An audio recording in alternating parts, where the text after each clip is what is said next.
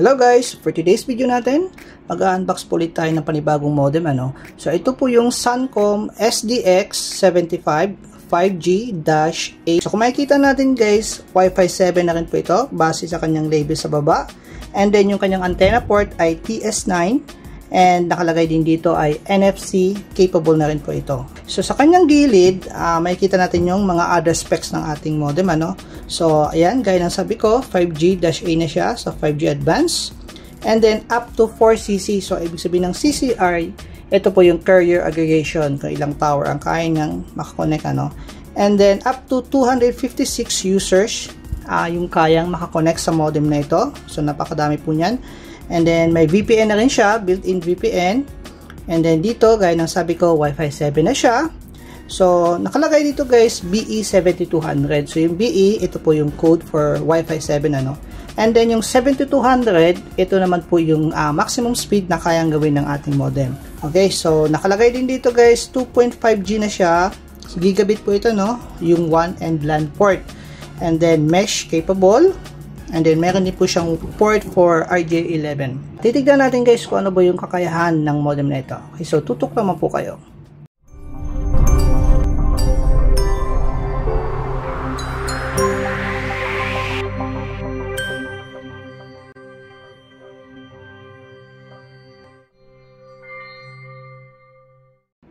Okay guys, so ngayon i-unbox muna natin yung ating modem.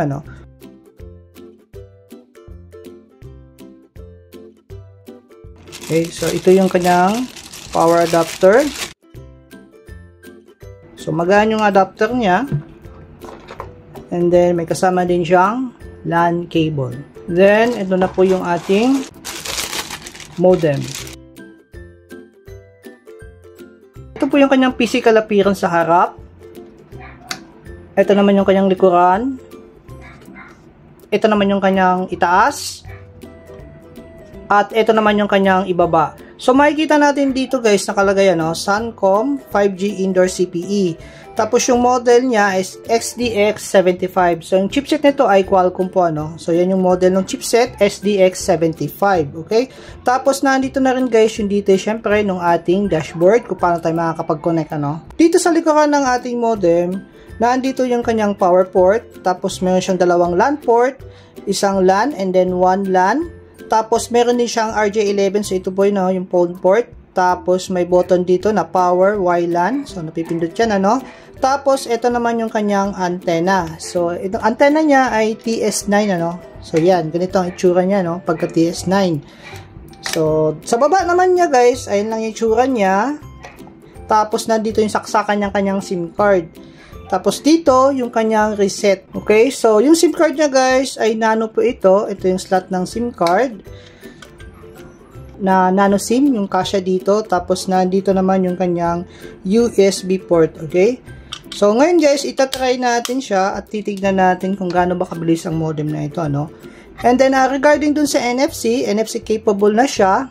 Ito yung isa sa mga best feature niya kasi hindi mo na kailangan mag-input ng password para makakonect sa modem na ito. So yung gagawin nyo na lang, ito-turn on nyo na lang yung NFC ng inyong smartphone, yung cellphone nyo, and then itatap nyo na lang dito, patap mo na lang siya, and then makakapag-connect ka na agad.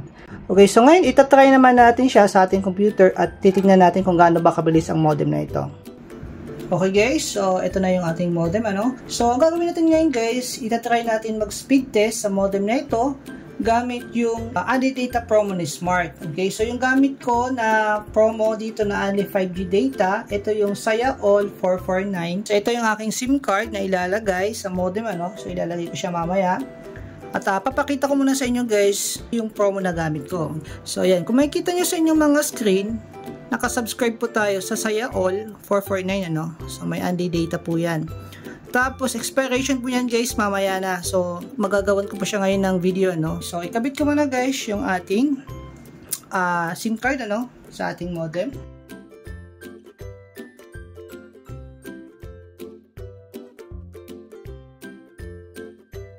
Okay, so yan guys, antayin natin ngayon na mag-stable yung kanyang mga signal light, So, yan po, antayin natin matapos yung kanyang initialize.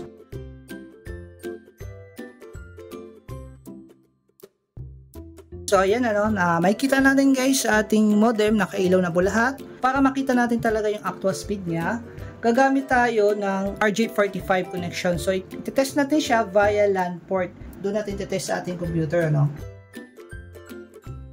So ngayon, punta po tayo ngayon sa ating computer.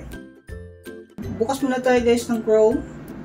And then, tignan muna natin guys yung ating dashboard. So, buksan natin yung dashboard niya. Okay, so ito po yung itsura ng kanyang dashboard. So, type lang natin guys yung kanyang details, Ito na yung kanyang dashboard. Okay, so ayan, So, set lang natin siya.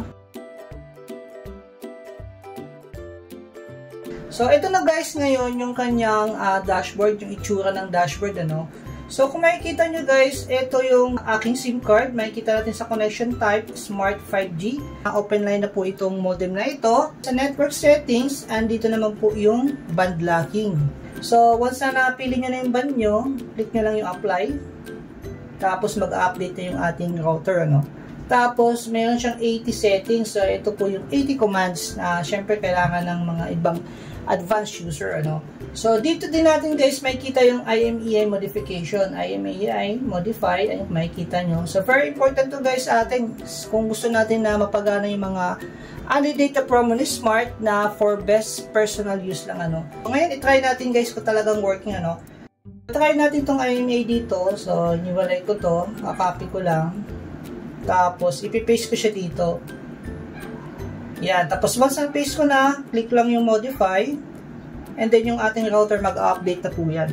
So, once na-update na siya, tignan muna natin sa management. Tapos, device information. Ayan, makikita na natin guys, na na-update na agad siya. Ganun lang kabilis, guys. Okay, so ngayon, guys, mag-conduct naman tayo ng speed test. Okay, so unahin muna natin, guys, sa speed test ng Google,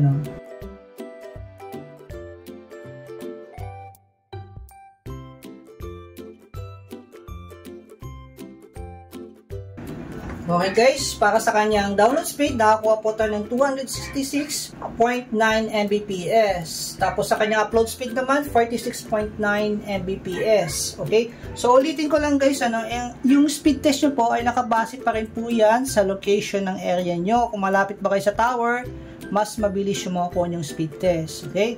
Tapos kung 5G na yung SIM card nyo, kung 5G area na kayo, yun yung mga factors na babasihan natin, At syempre, yung service provider. Kasi kahit na anong promo ka, kung yung service provider mo, ganyan lang talaga yung speed na bibigay sa'yo. Kung baga may speed cap, wala tayong magagawa kahit gaano pa kabilis yung ating modem. So, ngayon, next naman natin yung speed test by Ookla.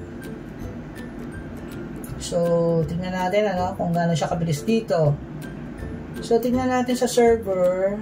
So, piliin natin pinakamalapit syempre ng Quezon City. So, go natin.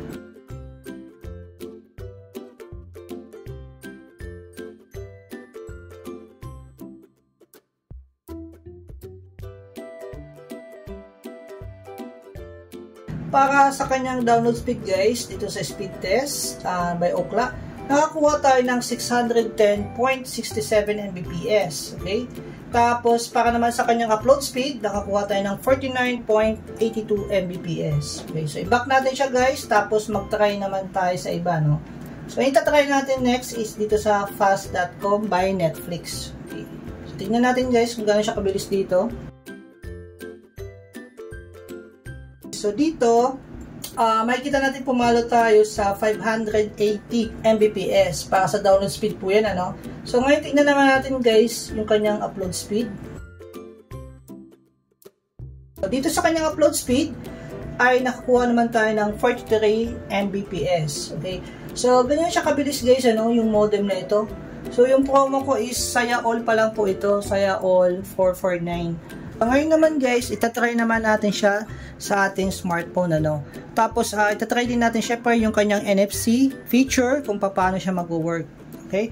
So, ngayon guys, kung makikita nyo, naka-data ako. So, ita-turn off ko muna yung aking data. And then, ang gagawin ko, syempre, para makakonect tayo sa ating Wi-Fi through NFC, kailangan ko lang i-turn on yung aking NFC, So, ito yung aking NFC. So, ita-turn on ko lang siya sa aking smartphone. Then, once naka-turn on na siya, guys, ang gagawin ko lang po, itatap ko lang. Okay? So, tatap ko lang siya dito sa ibabaw. Yan. So, may marinig kayong tunog, ano na sound. Tapos, lalabas na dito guys yung kanyang notification kung magkoconnect ba tayo sa ating modem. So, tap lang natin guys yung connect. Yan. Okay, so makikita nyo guys, may wifi na ako. Yan. Connected na agad ako sa 5G na modem na ito. Ngayon na connected na ako guys, itry ko naman mag speed test gamit sa ating smartphone. So, open tayo guys ng speed test. So, try ko lang ulit sa fast kung ganun ba yung makukuha natin ulit kagaya kanina. Pero ito kasi guys, nakakonect ako sa 2.4 GHz lang. So, pag magkoconnect po tayo sa 5 GHz, mas mabilis po yan ano. So, yan sa fast.com nakakuha tayo ng 170 Mbps para sa kanyang download speed. Okay, so depende yan guys sa connection nyo ano, kasi meron po yung 5G. Yan, kung makikita nyo. Okay, so dalawa yung SSID dyan, 5G CPE, ito po yung 2.4. Then yung sa baba, yung 5G CPE, 5G, nakalagay dyan, ito naman yung kanyang 5G GHz. So kung dyan tayo magkoconnect, mas pabilis po yan. Okay, so ayan, connected tayo guys sa 5 GHz. Ngayon, itry ko ulit ano. Ayan, so refresh ko siya guys. Ayan, refresh ko lang. Ayan, so makikita nyo, mas mabilis siya kung 5 GHz po yung connection nyo compared sa 2.4 GHz. Yan. So, kanina, 170 Mbps lang. Ngayon po, nakakuha na tayo ng 350 Mbps. So, depende yan guys sa connection nyo kung 2.4 or 5 GHz kayo magkoconnect sa modem. So, sana po nakatulong yung video namin. And please don't forget to like and subscribe po sa aming YouTube channel para lagi po kayong updated sa mga upcoming videos namin. Thank you po for watching.